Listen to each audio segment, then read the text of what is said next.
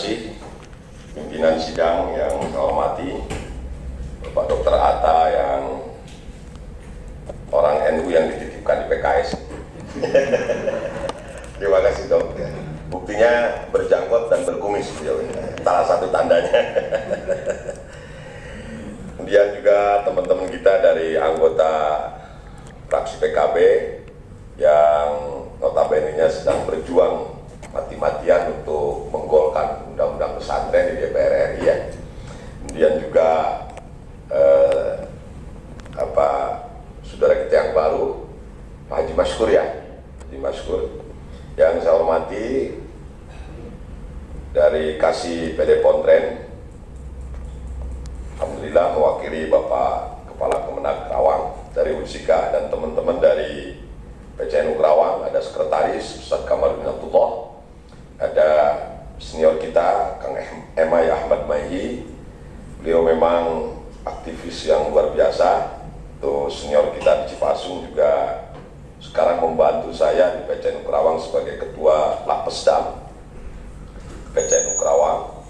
Ada Ketua RMI Kabupaten Kerawang, yaitu Saudara Yusuf Sunandang.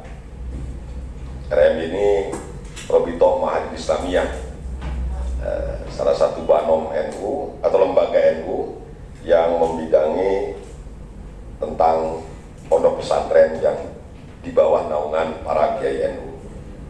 Dan juga ada teman kita dari LTM NU. Bapak-bapak sekalian, dan dari Unsika ya, ada. Pertama, sebelum melangkah lebih jauh tentang pertemuan kita pada sore hari ini, sebetulnya Haji Acep, Akang itu kan sekarang ini ada undangan resmi pelantikan PWNU Jawa Barat di Indramayu dan dihadiri oleh Gubernur Jawa Barat dan Ketua Umum PBNU. Tetapi karena ada undangan dari Dewan dan saya sejak lama sudah menantikan ini dok ya, ini kesempatan emas, maka saya lebih baik hadir di sini daripada hadir di Indramayu. Harus lumuk dilantik itu mah ya. Harus lumuk dilantik. Ini terus terang saja memang kami dok apa yang ini sebetulnya berkaitan erat dengan teman kita di Kementerian Agama. Setelah kejadian kemarin waktu beberapa hari yang lalu tentang kesalahan soal yang diberikan kepada anak DTA yang cukup lumayan viral sampai Kepala Kemenag juga ditelepon oleh orangnya Pak Menteri Agama langsung. Tetapi alhamdulillah sudah beres karena kita melakukan tabayun seperti budaya kita di NU. Setelah kita melakukan tabayun tersebut, ujung-ujungnya dok, ini perlu diketahui oleh teman-teman anggota Dewan bahwa di sana kan ada FKDT itu, Forum Kepala Diniyah Takmiliyah Awaliyah. Setelah kita mengadakan dialog beberapa kali dengan mereka, ujung-ujungnya ya mohon maaf, perhatian Pemda sendiri terhadap DTA ini ternyata kurang. Ini harus saya buka saja ya, oleh karena itu maka saya berharap DPRD Kerawang juga membackup terus ya kepada Pemda, khususnya Bupati dan Wakil Bupati untuk melakukan atau memperhatikan DTA ini dengan serius, karena bagi kita di Nahdlatul Ulama dan merupakan mayoritas, setiap kampung, satu desa itu bisa ada beberapa DTA.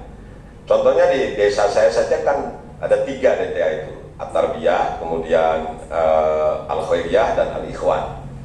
Satu desa bisa 3, bisa 4, bahkan saya pernah nanya ke desa Duren, desanya Pak Lurah Halim itu karena penduduknya banyak, sampai puluhan itu DTA di sana. Nah, oleh karena itu maka perhatian serius dari Pemda ini perlu ditekan oleh teman-teman anggota Dewan agar jangan sampai anak lembaga pendidikan yang pertama kali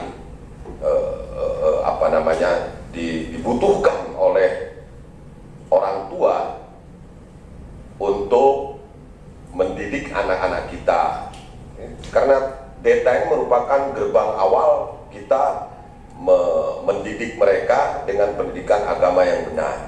Saya yakin dokter juga pernah dulu di DTA ya, semuanya kita pernah, karena memang DTA ini tersebar dan sudah merupakan lembaga pendidikan yang mengakar di grassroots, khususnya di kalangan kaum nahdliyin. Oleh karenanya mohon perhatian serius dari Pemda terkait BOPF dan lain sebagainya yang sudah memang dijanjikan oleh Bupati dan Wakil Bupati. Kemudian yang kedua, DTA ini perdanya memang saya dengar sudah lama ya diberlakukan, tetapi pengawasannya ini, implementasinya di masyarakat sangat lemah sekali, Pak Haji Aceh. Jadi mohon maaf, saya pernah tadi banding ke teman-teman PCNU di Indramayu. Mereka di Indramayu itu sudah menjadi persyaratan utama jika ada seorang anak yang mau masuk sekolah negeri baik SMP maupun sanawiyah harus menyertakan ijazah DTA. Kalau di kita itu hanya formalitas saja, Pak. Ya Pak Haji Maskur. Oleh karenanya mohon juga perda tentang MDA atau DTA ini mendapat perhatian serius dari Komisi 4 yang membidangi masalah ini ya, masalah pendidikan keagamaan, karena diniyah itu tidak terlepas juga dari pendidikan pesantren. Jadi ayah istilah kieu lah cina teman syukur sampingan wungkul ijazah DTA mah. Nah, sementara kan DTA ini kan hanya 4 tahun. Dokter juga tahu bahwa dari mulai kelas 3 SD mereka sudah masuk baru kelas 1 DTA. Sampai kelas 6 ya kelas 4 DTA itu langsung mereka akan ujian. Dan ini kebetulan ada Kasih PD Pontren, saya kira juga Pak Kasih juga setuju ya tentang masalah ini, dan nanti juga mohon kami pertemukan juga dengan Dinas Pendidikan.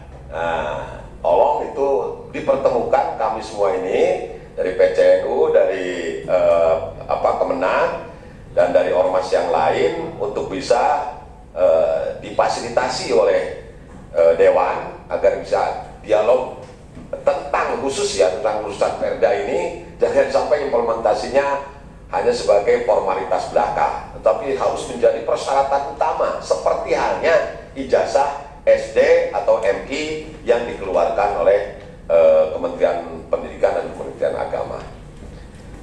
Itu ya, yang pertama dok, urusan perda tentang DTA dulu itu. Yang kedua, mensikapi tentang dunia pesantren. Nah ini akhir-akhir ini kan viral juga ini apa yang dilakukan oleh HW itu yang kemarin di Bandung. Kami kemarin melakukan protes melalui media massa. Kita tidak ingin pondok pesantren tercoreng ya gara-gara kasus si HW ini. Padahal sangat amat berbeda antara pesantren dengan boarding school dong. Saya tidak mengatakan, mohon maaf, Al-Masum misalnya di Bandung ada Al-Masum itu boarding school Al-Masum. Ya Haji Aka juga anaknya di sana, Haji Aka Basuni. Adik saya anaknya di sana. Saya tidak mengatakan dia sedang mondok di pesantren, enggak. Tetapi dia sedang sekolah di Al-Masum. Karena setelah saya cek, ternyata memang di Al-Masum itu salah satunya ya, salah satu tandanya memang tidak diajarkan kitab kuning, Pak Kasih ya. Saya tanya ponakan saya, apa yang dia kitab kuning itu hanya sebagai ekstrakurikuler saja. Kalau si anak mau ya silakan, kalau enggak ya enggak ada kewajiban mereka ngaji kitab kuning. Ini artinya definisi pondok pesantren itu juga harus benar-benar dikaji ulang oleh kita semua, sehingga dalam draft rancangan perda yang akan dikeluarkan nanti benar-benar jelas batasan dari pondok pesantren itu sendiri. Kami tidak rela kalau boarding school disamakan dengan pondok pesantren dong, karena sangat jauh berbeda ya. Pondok pesantren di mana saja ya punya ciri khas khusus. Saya ingat dulu zaman Gus Dur pernah diusulkan, karena Gus Dur ini ya tokoh utama NU dan yang punya pondok pesantren di tanah air tentunya, ada yang mengusulkan tentang kesamaan kurikulum di pondok pesantren seluruh Indonesia. Salam. Enggak. Iya, Ibu Nam. Oh, Ibu Indri. Masya Allah, dah nganggo kita sih. Punten Neng Indri, ayo mangga cari. Oh, jadi mangga cari. Punten Neng Indri, jangan mangga. Kelebus. Nah, jadi saya ulangi, waktu itu Gus Dur ditekan atau mendapat usulan dari beberapa kiai NU agar kurikulum pondok pesantren disamaratakan di seluruh Indonesia. Bagaimana jawaban Gus Dur? Pondok pesantren itu adalah sebuah lembaga yang memiliki otoritas khusus yang tidak bisa diatur oleh siapapun. Oleh karenanya di kita pondok pesantren itu punya ciri khas masing-masing, Pak. Ada pesantren tafsir, ada pesantren alat, misalnya Nahwu Shorof, ada pesantren fikih. Nah, ya Pak Jajang lebih paham lah masalah ini karena dia juga alumni pesantren ya. Walaupun di pesantrennya ngaji atau tidur saya nggak tahu gitu. Ya Haji Ishak juga alumni Cipulus, walaupun di Cipulusnya banyak kan malah di situ bulut ya. Ya malah mancing. Artinya sekali lagi pondok pesantren, batasan tentang pondok pesantren ini perlu kita kaji ulang. Karena apa? Karena ya kejadian kemarin ini terus terang saja merugikan kita orang-orang pesantren, Pak. Jadi headline-nya kan serem itu. Pimpinan pesantren hamili 12 santrinya. Serem banget itu. Saya kan pimpinan pesantren, Pak. Jadi artinya, loh, kok ini piye ini? Gimana ini urusannya? Masa pimpinan pesantren menghamili 12 orang siswinya, santrinya sampai berapa? 3 tahun ya kalau nggak salah. 3 tahun nggak ada yang laporan. Ini kan lucu. Oleh karenanya maka sekali lagi batasan pesantren ini perlu mendapatkan perhatian serius dari kita semua. Kemudian khusus kepada Bapak Kasih PD Pontren, saya berharap agar pemberian izin kepada mereka yang ingin mendirikan pesantren diperketat, Pak. Jadi jangan sembarangan. Artinya izin ini dikeluarkan setelah dilakukan kajian-kajian oleh pihak PD Pontren, ya, Kemenang dalam hal ini PD Pontren, dengan secara seksama. Karena akhir-akhir ini banyak bejibun pesantren-pesantren yang memang tidak pernah diajarkan di dalamnya khas kita kajian-kajian kitab klasik atau kitab kuning yang memang merupakan khas pondok pesantren ini, yang lama berdiri sejak para wali songo ini menyebarkan Islam di tanah air, khususnya di Pulau Jawa. Oleh karenanya Pak Kasih PD Pontren, saya berharap izin yang dikeluarkan oleh Bapak dan Kementerian Agama pada umumnya itu tidak boleh sembarangan. Jadi bahasa kasarnya Aryo santri nama, terus kalau ada santrinya, misalnya ada santrinya tapi ada kiainya, kemudian pengajarannya, sistem pengajarannya tidak sesuai dengan apa yang menjadi acuan baku di Kementerian Agama, ya jangan dikasih izin.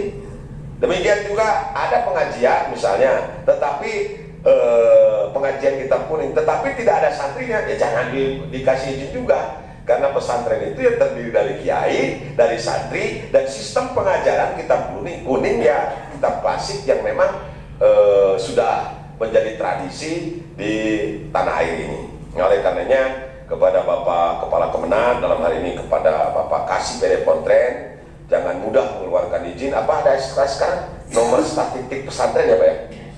NSP ya. NSP ini tidak mudah dikeluarkan dan harus diadakan kajian ulang terlebih dahulu, karena sekali lagi ketika pondok pesantren ini ada ketika ada satu tragedi saja di pondok pesantren, karena memang satu lembaga pendidikan yang dianggap sakral oleh masyarakat, ya, akhirnya masyarakat bingung. Ini pesantren sudah seperti ini, ustadznya menghampiri santrinya, saya harus kemana menitipkan anak itu? Oleh karena sekali lagi pihak dari yang berwenang yang mengeluarkan izin, dalam hal ini Kementerian Agama, agar benar-benar selektif dan dilakukan kajian-kajian terlebih dahulu, jangan sampai mudah mengeluarkan izin kepada orang-orang tertentu atau kelompok atau lembaga tertentu yang ingin mendirikan pondok pesantren. Mungkin untuk sementara ya dok, sementara, mungkin nanti berkembang lagi. Saya berharap nanti juga ada, ini masih bagian NU dok ya, masih bagian NU, ulah wakakan saja kan gitu, budaya ujung akang imai dulu. Saya berharap senior kita Kang Emai Ahmad Maihi, sebelum nanti kita mendengarkan paparan dari Bapak Kasih, saya berharap setelah saya dilanjutkan oleh Kang Emai Ahmad Maihi mensikapi masalah yang kita hadapi ini. Sekian, wallahul muwaffiq ila aqwamit thoriq. Assalamualaikum warahmatullahi wabarakatuh.